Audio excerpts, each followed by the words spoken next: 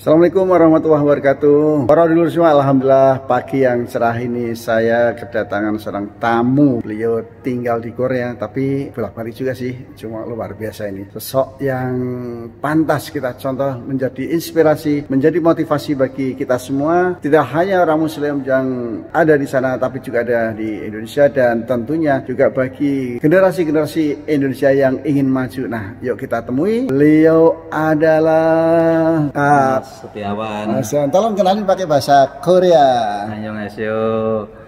여러분 이름은 Setiawan입니다. 우리는 고향은 솔로입니다. Oke, apa artinya? 지금 한국 있습니다. Saya kerja di Korea, pengusaha Korea, asal dari Solo, dan saya ingin mengajak teman-teman untuk dakwah di Korea. Alhamdulillah. Apa memang datang kemudian langsung jadi pengusaha atau gimana nih? Prosesnya panjang untuk jadi pengusaha.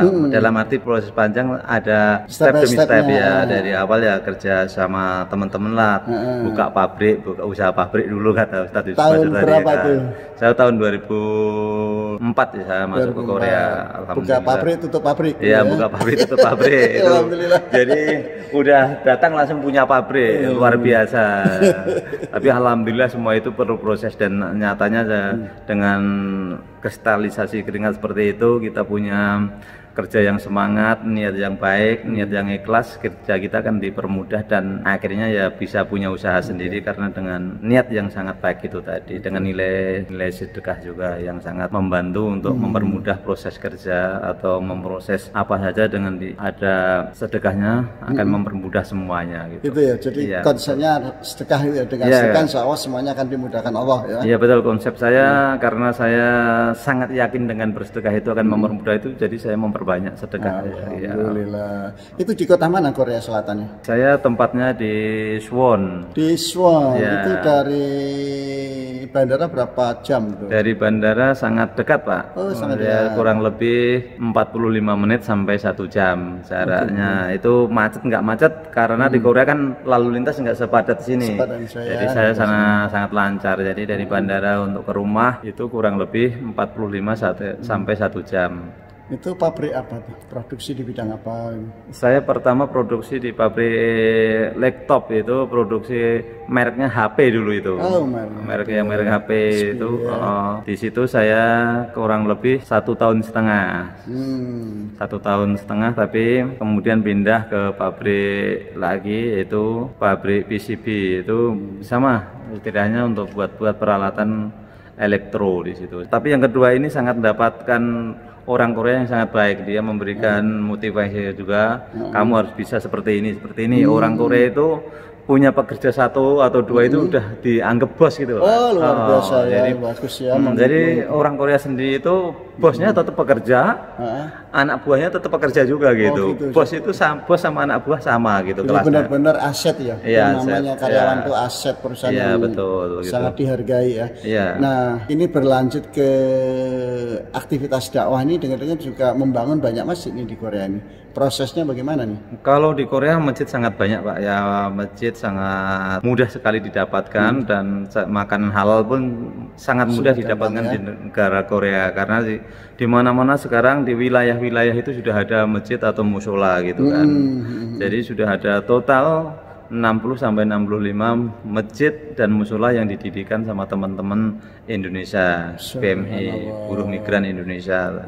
Salah satunya saya sendiri ikut membangun masjid di sana. Nama masjidnya apa? Pakai bahasa Korea juga atau gimana di sana? Nama masjid yang saya bangun itu adalah Masjid Darussalam. Masjid Darussalam. Jadi masjid tetap pakai namanya, bukan nama Korea Pak ya. Gak ada namanya, betul nama umum yang dipakai nama itu, seperti Masjid Darussalam itu masjid yang didirikan Ustadz Yusuf Mansur termasuk sama saya. Kemudian ada masjid Masjid Changbon itu didirikan orang Indonesia. Masjid Al Barokah itu yang didirikan Ustadz Yusuf Mansur juga sama itu tadi. Changbon itu Ustadz Yusuf Mansur juga. Kemudian Masjid Itaewon. Masjid Itaewon itu peninggalan orang Turki. Orang Turki di sana dulu kan ada balas budi sama orang Korea itu, kata ceritanya dari sana. Dan Itaewon itu masjid yang terbesar di Korea, karena di situ setiap hari apapun full lah seperti di Istiqlalnya Indonesia kan gitu, ya. Karena letaknya di pusat itu ya. di Seoul, Myeongdong, daerah Myeongdong. Di Seoulnya itu. Ya, di Seoulnya itu. Jadi itu 4 masjid itu menyebar di beberapa kota. Beberapa kota, jaraknya juga relatif agak jauh kalau yang didirikan itu. Iya. Karena masjid di Korea kan nggak setiap seperti di Indonesia ya Pak ya. Di Korea itu masjid ya dari paling lama-lama 1 jam dari masjid satu ke masjid yang lain gitu. Tapi sudah semua ada, itu rata-rata yang bangun cuma teman-teman semua TKI gitu. Itu gimana bisa menggerakkan teman-teman muda untuk mengumpulkan donasi-donasi dalam membangun masjid? Saya juga itu Pak, saya juga kadang heran mengapa mengumpulkan dana di Korea kok sangat mudah gitu loh Pak. Mengumpulkan itu rata-rata dapat 50 juta. 50 juta won itu berarti kan setengah miliar itu Pak. Iya itu kan. Kurang lebih sangat mudah cara mencarikan dana, apalagi umpamanya di Indonesia ada proyek, dalam arti ada pondok membangun atau masjid yang membangun, asal ada proposal ke sana juga bisa gampang, ya? Dibantu dengan mudah juga. Itu satu masjid berapa biayanya? Kalau yang saya bangun sama Ustadz Yusuf Mansur dan kawan-kawan saya yang ada di sana itu 10 miliar lebih sedikit. Oh, 10 miliar? Iya, 10 miliar lebih sedikit dengan ukuran kurang lebih panjangnya 14 meter sama lebarnya 20 meter. Tingkat atau enggak tuh? Itu enggak tingkat, itu di lantai 4 itu Pak. Kapasitas berapa itu? Kapasitas kurang lebih 500 sampai 700 jamaah masuk situ. Oh gitu, 500 sampai 700 jamaah ya. Sangat besar itu. Dan letaknya yang masjid yang Darussalam itu di lantai 4 Pak. Oh di lantai 4. Jadi kan kalau sana kan namanya buat masjid seperti di langsung beli tanah kan lebih mahal Pak, karena belinya gedung, jadi gedungnya sudah jadi. Seperti inilah, seperti ini kan. Tapi arsitektur masjid atau gedung biasa itu? Arsiteknya kalau dalamnya arsitek masjid asli, tapi bentuk bangunannya gedung biasa Pak. Tandanya paling ada tulisan gitu aja. Iya betul, jadi seperti toko-toko gitu kan. Tapi ada kalau desainnya dalam masjid asli, cuma dari luarnya itu bukan masjid tapi gedung biasa gitu. Cuma dikasih tulisan ini, oh ya ini masjid Darussalam, masjid Incheon, masjid Itaewon gitu aja.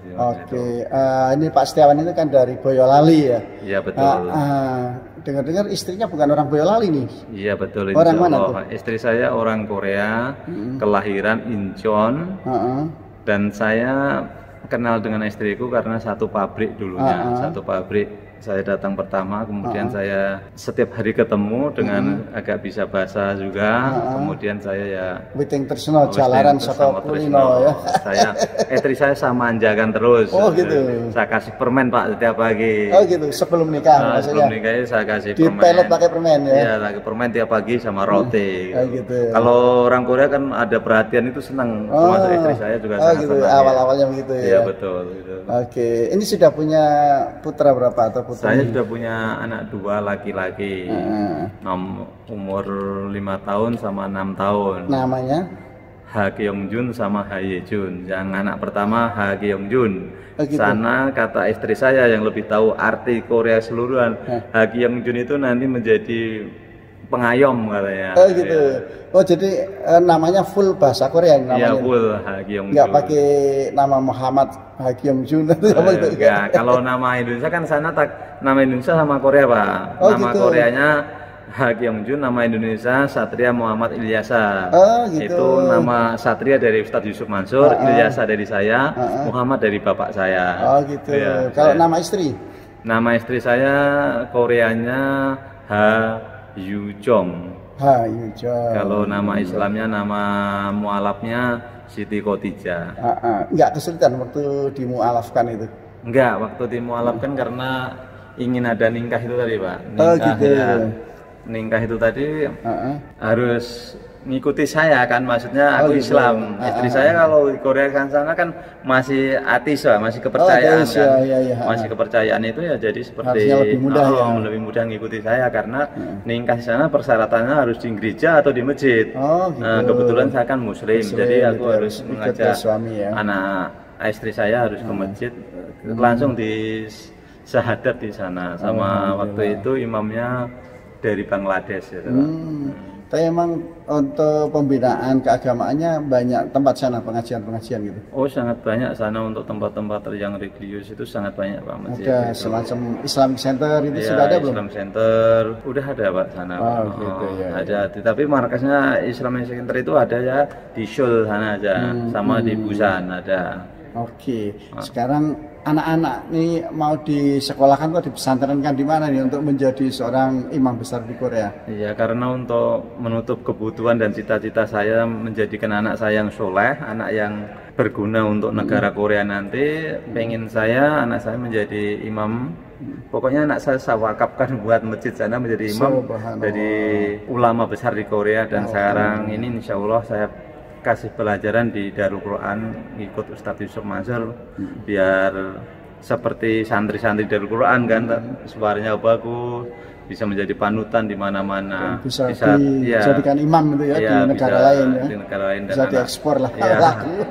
Anak saya, keinginan saya ke arah situ. Yang penting niat saya udah bagus, insya Allah nanti umur 10 tahun saya ajak ke Korea sudah bisa baca Al-Quran dengan fasih, bacaan yang fasih, bisa membanggakan orang tua, membanggakan Korea. Oh ya, orang Korea ada yang ahli Islam juga gitu. Selama ini kan Korea kan Islam cuma Islam biasa gitu lah, cuma nggak begitu mengenal lah orang Koreanya sendiri gitu. Dan sana yang disebarkan rata-rata TK itu penyampaian dalam bahasa kan kurang gitu, kalau bukan dari bahasa ibunya atau bapaknya gitu kan. Dan yang pertama kan niatnya dari orang tua dulu untuk ke arah situ kan.